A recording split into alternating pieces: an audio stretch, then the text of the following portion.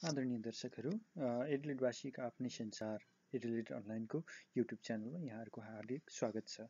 आज हामीले यहाँ उठाउन लागेको विषयवस्तु के रहेको छ भने भर्खरै पाकिस्तानमा दुर्घटना भएको भनिएको हेलिकप्टर जसमा दुईजना नर्वेजियन र फिलिपिनो एम्बेसडरहरूको पनि मृत्यु भएको थियो। यसलाई पाकिस्तानी सेनाले दुर्घटना भनेको भए पनि तालिबानीहरूले भर्खरै एउटा नयाँ भिडियो सार्वजनिक गरेर यसलाई उनीहरूले खसाएको भनेका छन्। हामीले प्राप्त जानकारी अनुसार उनीहरूले 3 किलोमिटर दूरीबाट शुक्रबार उक्त हेलिकप्टर झारेको दाबी गरेका छन्। सन्देशमा उर्दू भाषामा उक्त क्षेपणास्त्रले हेलिकप्टरको पुच्छरको रोटरमा प्रहार गरेको उल्लेख गरिएको छ।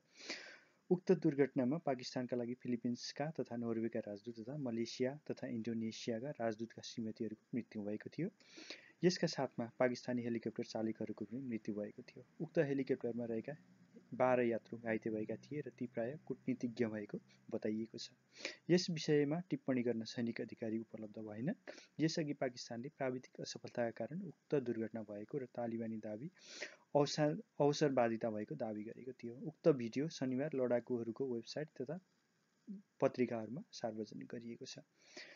पाकिस्तानी लडाकुहरूसँग जमिनबाट आकाशमा प्रहार गर्ने क्षेपणास्त्रहरू रहेको बताइएको छ। यसका साथसाथै आजको यस कार्यक्रम यहीँ समाप्त हुन्छ। फेरि हामी नयाँ विषयवस्तुका साथ उपस्थित हुने नै छौँ।